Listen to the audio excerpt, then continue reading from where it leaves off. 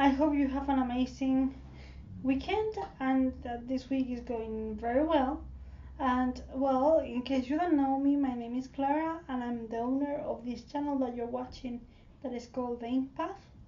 If you want to join my little family and discuss books with me, I will let you know that you have the subscribe button, and also you can follow me on different platforms such as Twitter, Facebook, and also Goodreads, as well as Instagram if you want to see me through other medias. As well, I will tell you that this is a special video because it's one of my favorite books of the year so far, and I don't know if you enjoy talking about books and analyzing books, this is your place. If you are new, if you are actually one of my members abroad that are actually enjoying my content for months, weeks, or even days, hi, it's really good to see you back. In this case, for the new people and the older ones, I have with me The Strange and Beautiful Sorrows of Ava Lavender. I'm going to place it like this so you can see my face and also this shiny beautiful cover. I'm going to try and move closer to the camera so you can see it. Like that, maybe it's easier like that. This beautiful and stunning cover is actually one of the best books I've read in 2017, and it's a book written by Leslye Walton, which is a new author, and it's published by Walter Books. I bought this in England, so this is the English, the British kind of paperback cover, and I love the texture of it. It's like moisture, and I love it. It's been really nice. But in case you don't know what this book is about, I should tell you that this story is a beautiful, kind of intertwined story. This is a story of Ava Lavender, as you might presume, but to know Ava, you need to know her grandmother's story and her mother's story first. This is very interesting because you start knowing Emilienne, I'm not sure if it's pronounced like that, Ava's grandmother, who is actually French, and she moves to the United States, United States, sorry, for finding like a new life, and she discovers love and also she discovers pain and loss, and she later has her daughter Vivienne, who is lovely and adoring and also discover loss, and they are shaped by the events that happen to them. But Ava is a little bit more special than the relatives because Ava, when she is born, she is born with wings, as a bird would be born with them. The peculiarity of the character, the idea that she is actually born with wings, marks her life and her way of seeing the world until a certain point events happen and she has to discover who she is, besides the idea of having a pair of very interesting wings in her back. I must say this story is a very peculiar story. If I should compare it to movies, it would be something similar to Big Fish meets Amélie and meets Chocolat. It's a mix of the three of them, and I adore it. I feel like the prose of Leslye Walton couldn't be better. It's magical. I love the way she tells stories, and you have this kind of ordinary life, and then she delivers weird quirky elements to the story. I remember, I don't know, um, there's a very special place in this story, which is Emilien's bakery, the grandmother's, Ava's grandmother's own shop.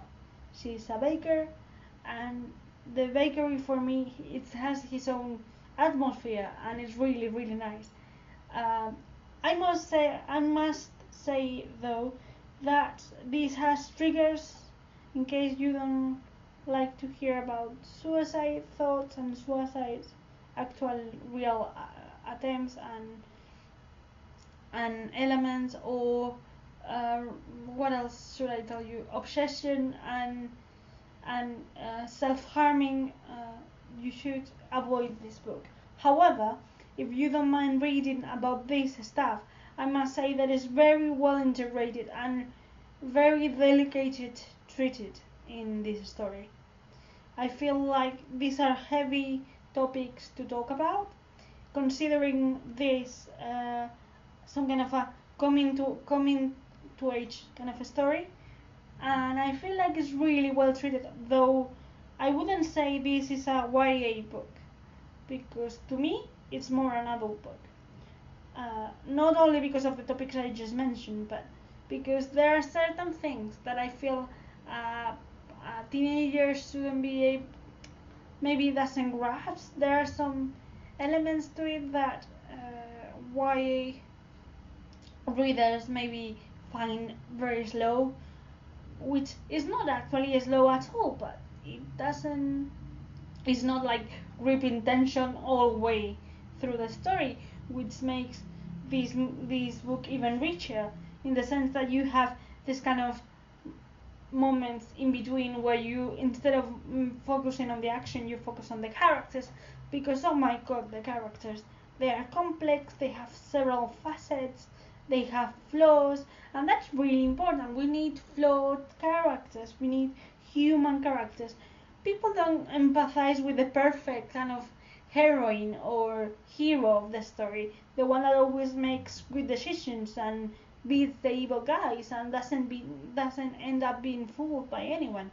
These characters are very human.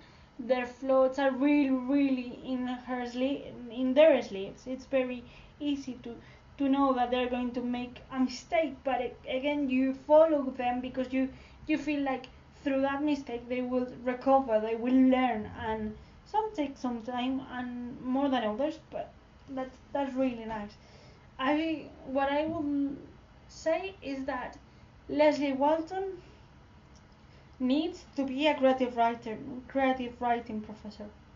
She needs to be in a master of creative writing, because her way of storytelling, her way of using words, I haven't seen this in ages.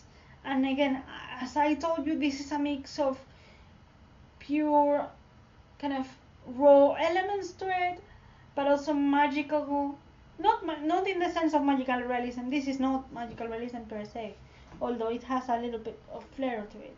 But I love how she combines things that at a simple kind of first glance you wouldn't actually mix in one story.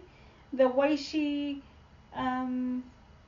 uses the senses, because the three main characters of this story, the grandmother, the mother, and Ava, have kind of talents to feel stuff through smell, for instance, or they have this kind of extra sense of when there's something wrong going on, or even Ava's brother, Henry, who is actually very important in the plot, even though he doesn't seem to it when he first appears. He's very unique, and I feel like we need this kind of writers to share their way of writing or the way of feeling their stories, to be better readers and to be, if you like writing, better writers.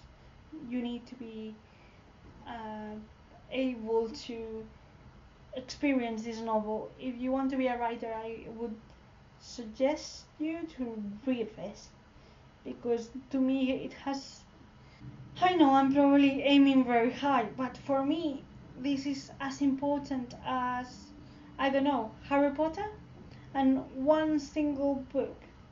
I wasn't as affected since Harry Potter, and I feel Leslye Walton, if at some point you see this, please make a Q&A video or join to any creative writing course where you can give a speech because your voice needs to be heard louder. I discover new things about myself reading this book because, well, I already told you that I'm a disabled person, and I felt that some of the passages of this book related to Ava were very definitive of my life. And even though in the story Ava has a pair of wings instead of a wheelchair, she makes connections through her experience, with people that I may have encountered in my life.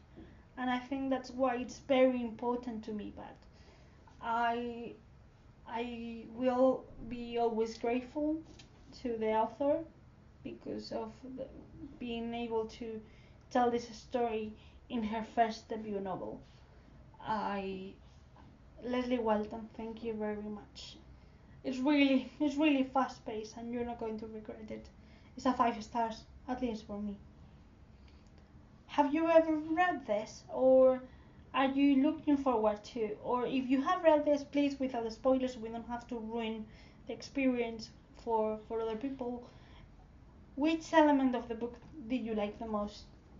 I cannot wait to hear your thoughts about the book on the comment section down below. Goodbye.